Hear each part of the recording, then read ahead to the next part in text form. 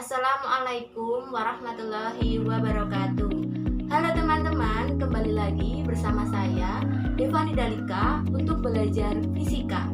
Teman-teman, hari ini kita akan belajar fisika mengenai mekanika statistik. Nah, pembahasan kita kali ini akan membahas 3 materi mengenai fungsi distribusi pada mekanika statistik. Sebelum teman-teman paham mengenai fungsi distribusi, di sini teman-teman harus paham dulu mengenai pembagian dari partikel. Seperti yang teman-teman ketahui, partikel sendiri dibedakan menjadi 2 jenis. Yang pertama ada jenis kuantum dan yang kedua ada jenis klasik. Untuk partikel jenis kuantum, partikelnya itu tidak dapat dibedakan, sedangkan untuk jenis klasik partikelnya dapat dibedakan. Kemudian pada jenis kuantum kita bagi lagi menjadi 2 statistika. Yang pertama ada statistik Bose-Einstein dan yang kedua ada statistik Fermi-Dirac. Untuk partikel pada statistika Bose-Einstein sendiri menggunakan partikel boson, sedangkan untuk statistika Fermi-Dirac menggunakan partikel fermion. Kemudian pada jenis klasik ada statistika Maxwell-Boltzmann. Oke, kita lanjutkan ke pembahasan distribusi Maxwell-Boltzmann. Distribusi Maxwell-Boltzmann sendiri menggambarkan kecepatan partikel di dalam gas, di mana partikel itu bergerak bebas antara tumbukan kecil, tetapi tidak berinteraksi satu dengan yang lainnya, sebagai fungsi suhu dari sistem, massa partikel, dan kecepatan partikel. Partikel dalam konteks ini mengacu pada atom atau molekul dalam gas. Pembahasan kita yang pertama mengenai distribusi Maxwell-Boltzmann. Distribusi Maxwell-Boltzmann sendiri menggambarkan kecepatan partikel di dalam gas, di mana partikel itu bergerak bebas antara tumbukan kecil, namun tidak saling berinteraksi satu dengan yang lainnya. Kemudian contoh dari partikel distribusi Maxwell-Boltzmann sendiri ada atom dan juga molekul di dalam gas. Oke, selanjutnya kita bahas mengenai permutasi. Permutasi atau distribusi suatu energi merupakan peluang penyusunan suatu partikel berdasarkan urutan tertentu. Nah, pada layar dapat kita lihat kita mempunyai 3 buah partikel. Kemudian kira-kira peluang yang terjadi untuk menyusun ketiga partikel itu adalah 6 peluang kemungkinan. Nah, jika lebih dari 6, maka kita akan mengulang posisi yang sama. Definisi sistem dan assemble. Di sini dapat kita lihat sistem mengacu pada suatu partikel, sedangkan assemble itu adalah kumpulan dari partikel-partikel atau sistem-sistem. Oke, sekarang kita akan bahas mengenai definisi tingkat energi. Untuk sistem klasik seperti atom gas, kita akan berangkat dari asumsi bahwa energi yang dimiliki sistem-sistem dalam assemble dianggap terdiri atas tingkat-tingkat energi. Nah, tingkat-tingkat energi tersebut berada pada rentang 0 sampai tak hingga. Gambar di layar adalah tingkat-tingkat energi yang dimiliki assemble. Untuk sistem-sistem klasik seperti atom gas, perbandingan energi 2 tingkat berdekatan mendekati 0. Perbandingan energi yang mendekati 0 ini memiliki makna bahwa tingkat energi sistem klasik bersifat kontinu. Sistem menempati salah satu dari keadaan energi di atas. Dalam satu sistem klasik juga tidak ada batasan jumlah sistem yang dapat menempati satu keadaan energi. Satu keadaan energi dapat saja kosong atau ditempati satu sistem, 2 sistem, dan seterusnya. Bahkan satu sistem dalam satu keadaan energi pun tidak dilarang.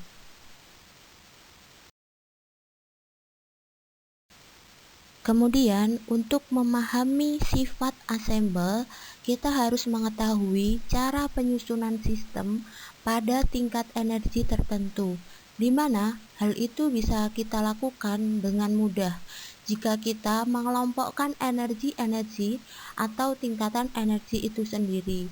Untuk jangkauan, tiap kelompok nilainya itu kecil. Nah, di sini di layar dapat kita lihat kelompok 1 itu memiliki N1 sistem dalam keadaan G1 dan energi rata-rata E1. Kemudian kelompok 2 terdapat N2 sistem dalam keadaan G2 dan energi rata-rata E2 sampai kepada di mana di paling atas itu ada kelompok M dan memiliki NM sistem dalam keadaan GM, kemudian memiliki energi rata-rata EM.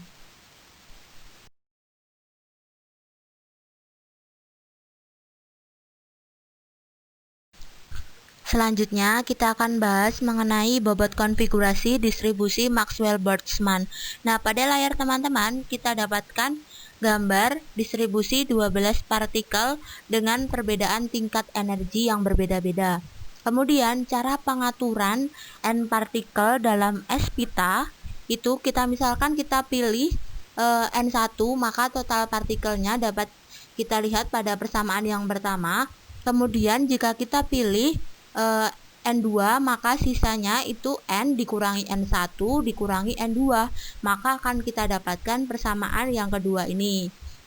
Kemudian kita pilih N3, maka kita dapatkan sisanya N dikurangi N1 dikurangi N2, maka akan kita dapatkan persamaan yang ketiga.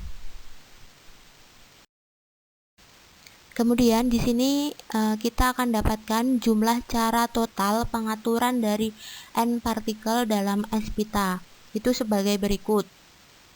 Ini dapat kita tuliskan dengan N faktorial V 1 per NG faktorial. Nah, seluruh keadaan makro yang meliputi S pita, jumlah cara penataan partikelnya itu kita bisa tuliskan juga V NS pangkat NG. Kemudian bobot konfigurasi dari distribusi Maxwell-Boltzmann sendiri itu dapat kita lihat pada persamaan ini.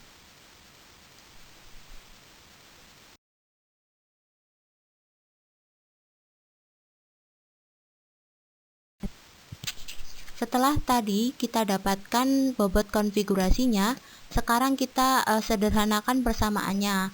Nah, di sini kita melakukan penyederhanaan persamaannya menggunakan perkalian Len.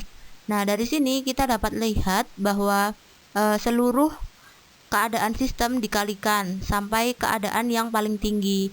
Dan yang terakhir akan kita dapatkan bobot konfigurasi setelah dilakukan penyederhanaan persamaan menggunakan perkalian Len. Selanjutnya, kita menerapkan pengali Lagrange untuk persamaan distribusi Maxwell-Boltzmann. Jika yang ditinjau sistem yang terisolir dari lingkungan, maka akan dipenuhi yang pertama, jumlah partikel N sama dengan sigma NS tidak berubah, sehingga nilainya menjadi sigma DNS sama dengan 0. Kemudian untuk jumlah energi total E sama dengan sigma NS dikali ES. Nah, ini juga tidak berubah sehingga nilainya sigma ES DNS sama dengan 0. Dengan menggunakan pengali tak tentu Lagrange alfa dan beta, ketiga syarat tersebut dapat dituliskan sebagai berikut. Nah, ini bisa dibaca pada layar, itu D ln W ditambah alfa sigma DNS ditambah beta sigma E DNS sama dengan 0. Selanjutnya kita tentukan pengali alfa dan pengali betanya. Nah, penentuan pengali beta dapat dilakukan dengan pendekatan termodinamika. Menurut hukum 1 termodinamika, kita tahu bahwa dE sama dengan negatif dQ dikurangi PdV. Tetapi penambahan energi tersebut juga dapat ditinjau sebagai berikut, yaitu dE sama dengan sigma ES DNS ditambah sigma NS DES. Nah, perubahan DES disebabkan oleh perubahan volume dV. Sehingga bisa dilihat bahwa sigma NS DCS berhubungan dengan usaha yang dilakukan assemble. Maka kita dapat tuliskan sebagai berikut, sigma NS DES sama dengan negatif PdV. Berarti pengaturan kembali partikel dalam pita-pita energi yang diperlihatkan oleh suku sigma ESDNS berkaitan dengan panas yang dipasok ke dalam assemble.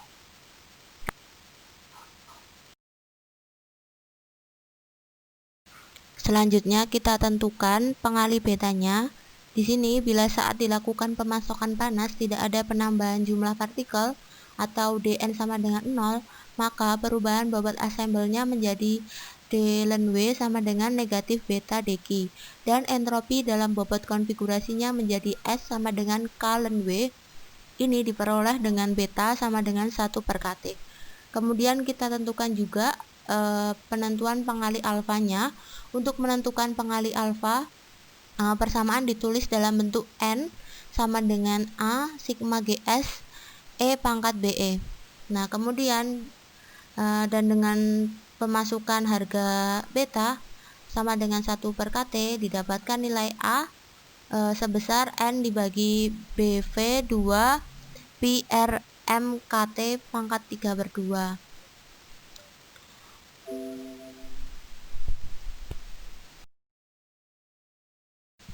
Kemudian dengan memasukkan nilai alfa dan beta, kita dapatkan distribusi diferensial Maxwell-Boltzmann. Persamaan tersebut tidak bergantung terhadap jumlah status energi persatuan volume B yang konstan. Dari sini dapat disimpulkan bahwa dalam pendekatan klasik yang sebenarnya, di mana pembagian energi tidak diperoleh distribusi yang sama. Selanjutnya kita akan bahas mengenai fungsi distribusi Bose-Einstein. Tapi di sini teman-teman harus tahu dulu mengenai sejarahnya. Nah, pada tahun 1924 sampai 25 itu seorang ilmuwan bernama Satyendranath Bose tertarik oleh teori Einstein mengenai gelombang cahaya yang diumpamakan sebagai partikel yang disebut foton.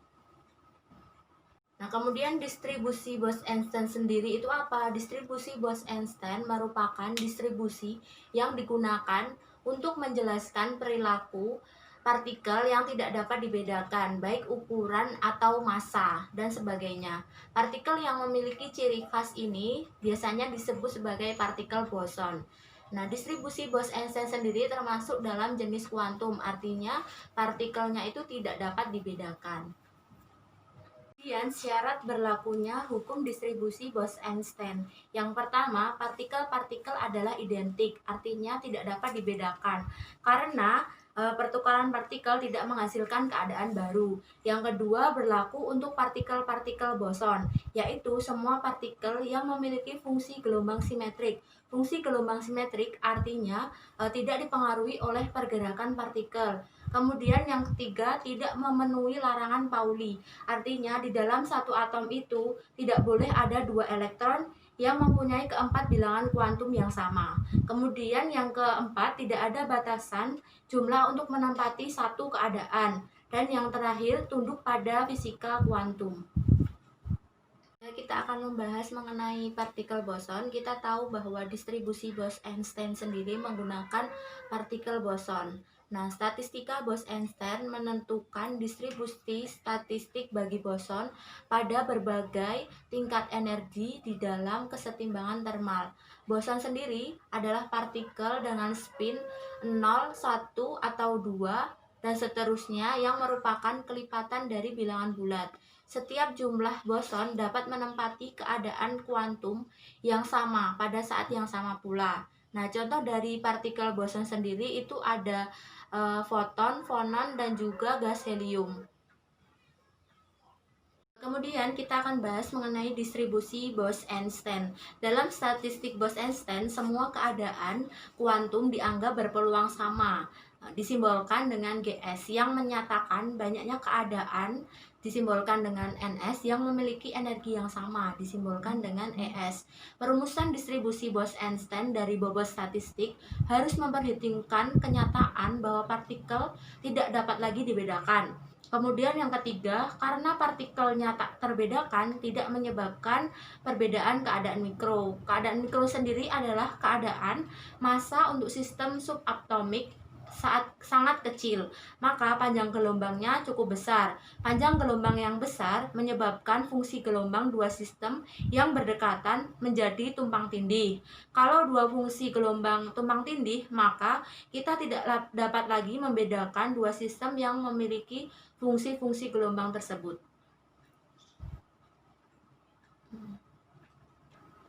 Selanjutnya, distribusi energi dengan peluang dari sebuah sistem boson yang identik tidak saling berinteraksi bisa diperoleh dengan cara berikut. Yang pertama itu menentukan banyaknya cara NS partikel tak terbedakan yang dapat didistribusikan dalam sel GS.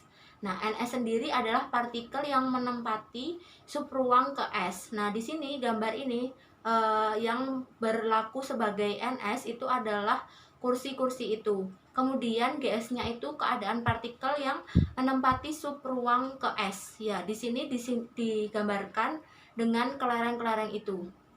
Oke, selanjutnya kita akan bahas mengenai konfigurasi boson.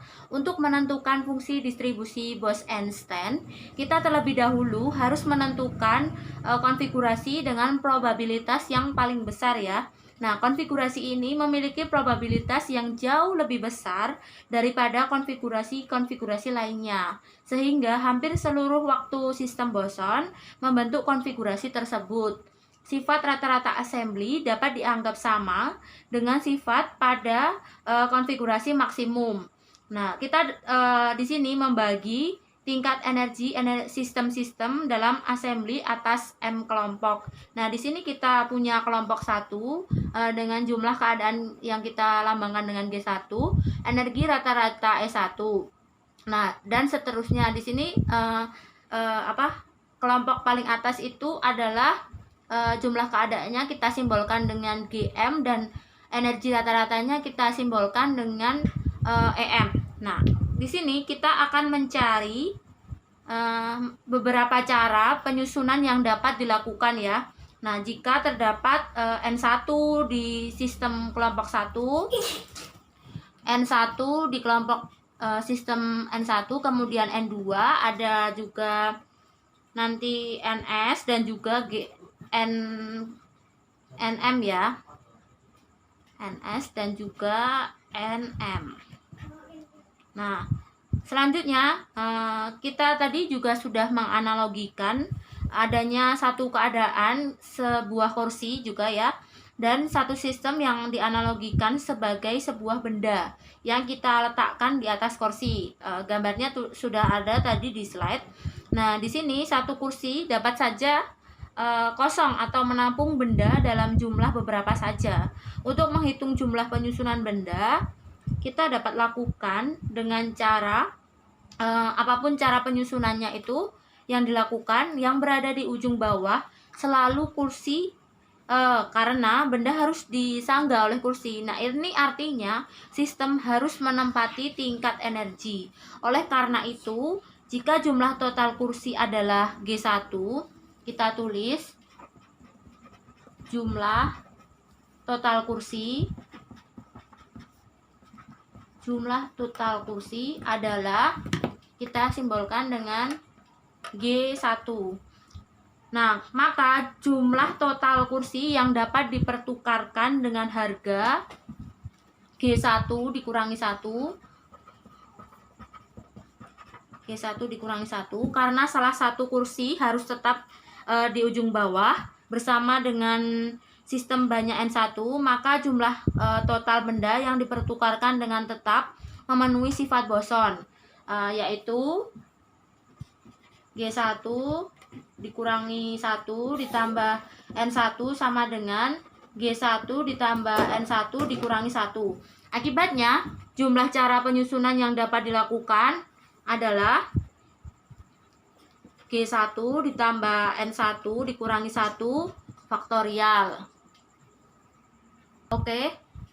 Karena sistem boson tidak dapat dibedakan satu dengan lainnya, maka pertukaran sesama sistem dan sesama kursi tidak menghasilkan penyusunan yang berbeda. Nah, jumlah penyusunan itu sebanyak jumlah penyusunan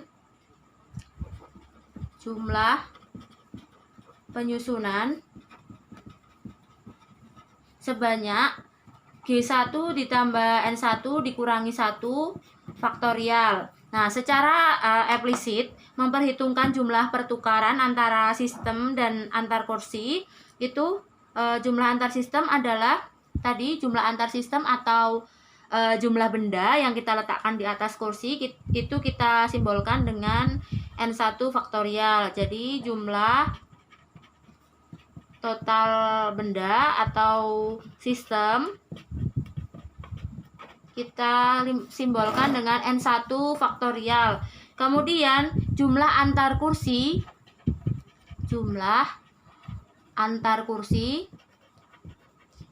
itu kita simbolkan dengan G1 faktorial. Oleh karena itu, jumlah penyusunan yang berbeda untuk N1 boson di dalam G1 keadaan hanyalah oleh karena itu jumlah penyusunan yang berbeda untuk N1 boson. Jadi jumlah penyusunan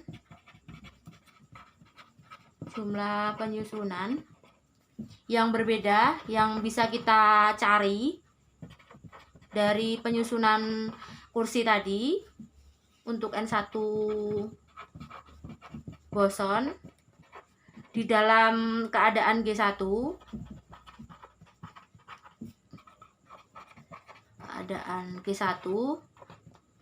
itu kita dapat tuliskan dengan G1 ditambah N1 dikurangi 1 faktorial dibagi dengan N1 faktorial dikali dengan G1 faktorial.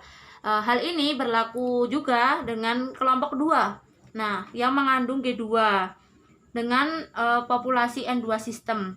Nah, jumlah cara penyusunan yang berada sistem-sistem ke dalam keadaan tersebut kita bisa tuliskan juga G2 ditambah N2 dikurangi 1 faktorial dibagi dengan G2 dikali G2 faktorial dikali N2 faktorial. Nah, terakhir untuk kelompok M kita tuliskan juga jumlah cara penyusunannya, yaitu GM ditambah NM dikurangi 1 faktorial dibagi dengan GM faktorial dikali NM faktorial. Jadi inilah jumlah penyusunan yang dapat kita lakukan untuk N1 boson di dalam keadaan G1. Akhirnya jumlah total cara penyusunan yang berbeda secara bersamaan N1 sistem di dalam G1, kemudian ada N2 sistem di dalam G2, dan yang terakhir NM sistem dalam GM keadaan, itu dapat kita cari dengan cara mengkalikannya. Tadi kita sudah dapat jumlah penyusunannya G1 ditambah N1 dikurangi 1 faktorial dibagi dengan N1 faktorial dikali G1 faktorial dikalikan dengan G2 ditambah N2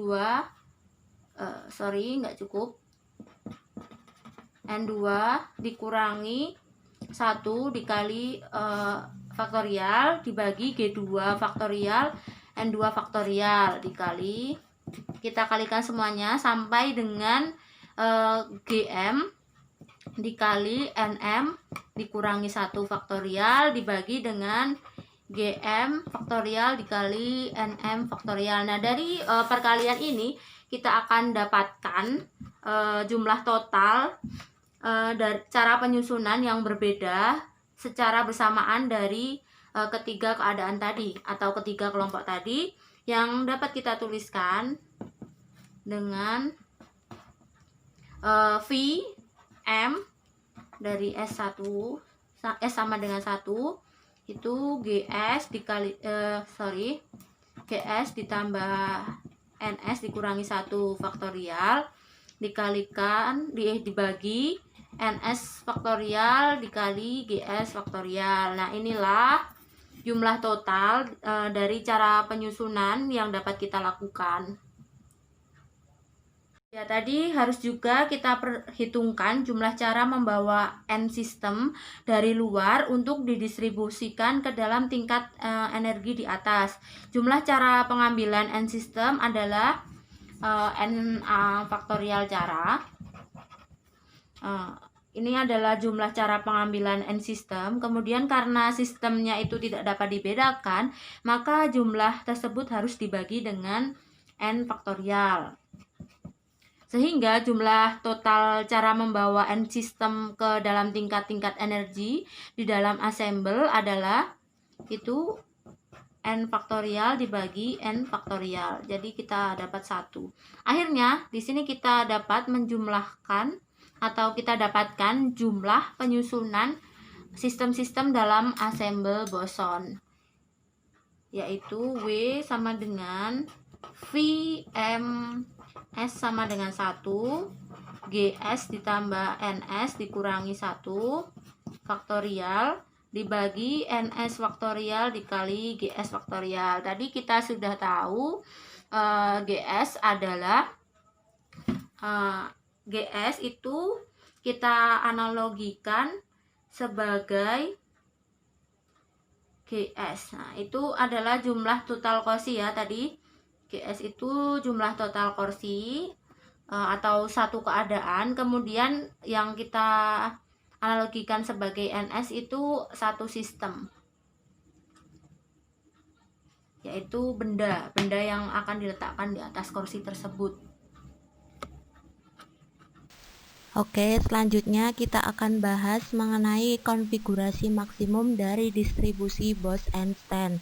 Tadi kita sudah menemukan jumlah total banyaknya cara partikel dapat menempati sistem. Kemudian pada konfigurasi maksimum ini kita harus menemukan konfigurasi dengan peluang paling besar. Nah, setelah menemukan jumlah total banyaknya cara partikel dapat menempati sistem, sekarang kita gunakan logaritma natural, maka akan kita dapatkan persamaan sigma I ln WI sama dengan sigma ln NI ditambah GI dikurangi 1 faktorial dikurangi ln NI faktorial dikurangi ln GI dikurangi 1 faktorial. Kemudian kita juga menggunakan pendekatan Stirling, maka kita akan beroleh persamaannya menjadi sigma IWI sama dengan sigma NI ditambah GI dikurangi 1 ln NI ditambah GI dikurangi 1 dikurangi NI ln NI dikurangi G min 1 ln G min 1. Kemudian seperti halnya dengan distribusi lain, kita dapat menggunakan metode Lagrange untuk mengetahui nilai maksimum dan minimum dengan menghubungkannya pada relasi Maxwell dengan pengali Lagrange di dalamnya, yaitu kita dapatkan Fni sama dengan sigma I ln WI ditambah alfa sigma Ni ditambah beta sigma EI Ni. Kemudian turunannya terhadap Ni kita dapatkan seperti persamaan ini. Kemudian kita hitung untuk suku pertama. Suku pertama kita hitung, kita dapatkan sigma I ln WI per dNi sama dengan sigma ln Ni ditambah GI dikurangi 1 per Ni. Nah, sehingga ketika ruas kiri sama dengan 0, ketika ruas kiri ini kita ganti dengan 0 dan untuk keadaan I, maka kita dapatkan ln Ni plus Gi dikurangi 1 per Ni ditambah alfa ditambah beta Ei sama dengan 0, dan untuk Ni ditambah Gi yang kurang dari 1, maka kita dapatkan Ni sama dengan Gi per E pangkat negatif alfa ditambah beta Ei dikurangi 1.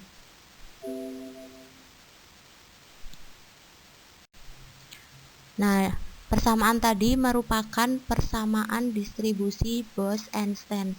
Dibandingkan dengan distribusi Fermi-Dirac, fungsi distribusi ini dapat menghasilkan nilai lebih dari 1. Namun, dapat diatasi apabila kita melakukan normalisasi atau memasukkan nilai alfa dengan nilai yang sedemikian sehingga nilai maksimumnya adalah 1. Oke, kita akan masuk ke pembahasan kita yang terakhir mengenai distribusi Fermi-Dirac. Nah, distribusi Fermi-Dirac sendiri masuk ke dalam materi statistik Fermi-Dirac. Statistik Fermi-Dirac merupakan statistik untuk partikel yang mengikuti asas larangan Pauli. Partikel jenis ini disebut fermion. Nah, salah satu sifat fermion adalah terpenuhinya prinsip eksklusi Pauli. Nah, artinya tidak boleh lebih dari satu fermion memiliki keadaan kuantum yang sama. Satu keadaan hanya boleh kosong atau hanya ditempati oleh satu fermion saja. Nah, kemudian konsekuensi dari prinsip eksklusi Pauli adalah jumlah fermion harus lebih sedikit atau sama dengan jumlah keadaannya. Hal ini berbeda dengan sistem klasik atau boson, di mana tidak ada pembatasan jumlah partikel yang menempati keadaan tertentu. Nah, contoh dari statistik Fermi-Dirac sendiri adalah pada elektron, proton, dan juga neutron. Selanjutnya kita akan bahas mengenai partikel fermion. Partikel fermion merupakan partikel dengan spin setengah bilangan bulat ganjil. Kemudian partikel-partikel identik tidak terbedakan juga, sama seperti partikel boson. Partikel fermion tidak dapat dibedakan karena termasuk jenis partikel kuantum. Kemudian yang ketiga, memenuhi larangan Pauli. Dan yang keempat, fungsi gelombang sistem fermion berubah tanda terhadap pertukaran setiap pasangan partikel. Artinya sifat dari partikel fermion ini adalah antisimetrik. Oke, kita akan lanjutkan pembahasan kita mengenai konfigurasi fermion. Tadi kita sudah membahas juga mengenai konfigurasi boson. Nah, di sini sama, kita menganalogikan adanya penyusunan benda dan kursi untuk menganalogikan sistem fermion. Nah, kita lihat dari gambar, hanya terdapat satu buah benda yang berada pada satu kursi. Nah, hal ini berdasarkan prinsip Pauli. Untuk satu pasangan hanya bisa ditempati oleh satu elektron saja. Jadi Ns hanya dapat ditempati oleh satu Gs. Nah, jika tingkat energi Es akan diisi dengan Ns buah elektron, maka dengan degenerasi Gs, jumlah cara mengisikan partikel atau jumlah peluang penyusunan untuk Ns fermion di dalam keadaan Gs-nya itu bisa kita tinjau dari urutan Gs negatif 1, kemudian Gs negatif 2. Ini adalah tingkat-tingkat energinya. Maka kita akan mendapatkan jumlah penyusunan itu kita dapatkan Gs faktorial dibagi Gs negatif Ns faktorial. Nah, kemudian karena partikel-partikel yang kita tinjau itu tidak dapat dibedakan, maka jumlah cara itu harus disempurnakan menjadi Gs faktorial dibagi Ns Gs negatif Ns faktorial. Nah, ini merupakan jumlah penyusunan atau jumlah cara kita menyusun benda-benda yang berbeda untuk Ns fermion. Nah, kemudian kita akan tinjau bagaimana jumlah total cara penyusunan untuk benda dan kursi. Nah, dari persamaan ini kita akan menemukan peluang dari partisi dari N1 sistem, N2 sistem, dan N3 sistem masing-masing di tingkat energi E1, E2, dan E3 adalah, kita bisa tuliskan jumlah atau bisa kita sebut jumlah total penyusunan sistem-sistem dalam ensemble fermion. Itu kita dapatkan W sama dengan Vs Gs faktorial dibagi Ns faktorial dikali Gs negatif Ns faktorial. Nah, inilah jumlah total yang penyusunan peluang partisi dari setiap sistem-sistem yang kita tinjau. Oke, kita lanjutkan. Sekarang kita akan mencari konfigurasi maksimum. Nah, konfigurasi maksimum ini kita akan menentukan konfigurasi dengan peluang kemungkinan atau peluang kemunculan yang paling besar. Nah, konfigurasi maksimum ini dicari karena keadaan makro terbesar ialah keadaan makro yang mempunyai keadaan mikro terbanyak. Jadi, akan dicari nilai peluang nilai termodinamik yang terbesar. Nah, batasan yang diberikan adalah untuk sistem terisolasi dengan N dan U tetap, sehingga perbedaan keadaan makro hanya ditentukan oleh perbedaan NS saja. Atau di sini kita dapatkan untuk peluang konfigurasi maksimumnya itu kita dapatkan Dolen W sama dengan sigma dari Dolen W dibagi Do NS DNS. Nah, ini merupakan konfigurasi maksimum dari distribusi Fermi-Dirac. Kemudian setelah itu kita akan gunakan pendekatan Stirling sama seperti tadi konfigurasi boson. Di sini kita juga akan gunakan konfigurasi Stirling sehingga akan kita dapatkan nilai dari Len W itu sama dengan Len W sama dengan sigma Len GS faktorial dikurangi Len NS faktorial dikurangi Len GS min NS faktorial. Nah, kemudian setelah kita dapatkan setelah kita lakukan pendekatan dengan pendekatan Stirling dari konfigurasi maksimum ini, kita akan mencari D Len W.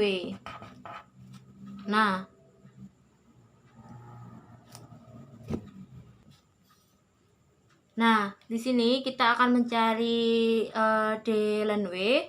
Nah, di sini kita tulis D Len W sama dengan sigma dari Do Len W per Do Len NS dikali DNS. Nah, di sini kita dapatkan dengan perkalian Len ini kita akan dapatkan sigma Len GS min NS per NS dikalikan DNS. Nah, setelah kita gunakan logaritma natural atau perkalian Len ini, kita gunakan sama seperti konfigurasi dari boson, kita gunakan juga pengali Lagrange. Pengali Lagrange alfa dan beta.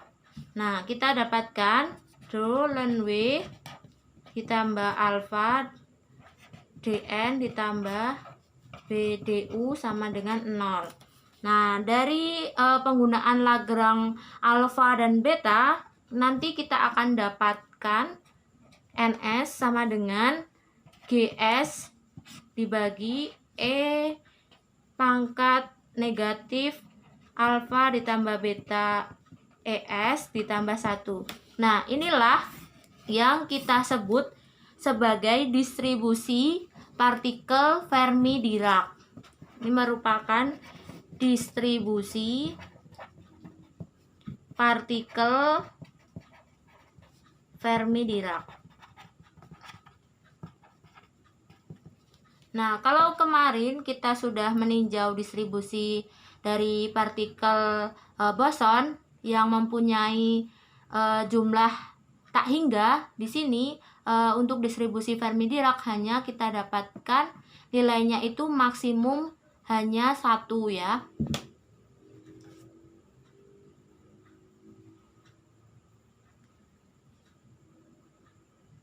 Oke teman-teman, kita sudah selesai Kita tadi sudah belajar mengenai 3 hukum distribusi mekanika statistik. Tadi kita sudah belajar mengenai distribusi dari Maxwell-Boltzmann, kemudian kita juga sudah belajar mengenai distribusi Bose-Einstein, dan yang terakhir kita belajar mengenai distribusi Fermi-Dirac. Nah, dari ketiganya kita tahu bahwa distribusi Maxwell-Boltzmann termasuk ke dalam jenis partikel klasik, artinya partikelnya itu dapat dibedakan. Kemudian untuk statistik Fermi-Dirac dan statistik Bose-Einstein termasuk ke dalam jenis partikel kuantum, yang artinya partikelnya itu tidak dapat dibedakan. Kemudian untuk distribusi Fermi-Dirac kita gunakan partikel fermion, sedangkan untuk distribusi Bose-Einstein kita gunakan partikel boson. Oke, terima kasih kepada teman-teman yang sudah menonton video ini. Semoga video ini bermanfaat. Kurang lebihnya mohon maaf. Wassalamualaikum warahmatullahi wabarakatuh.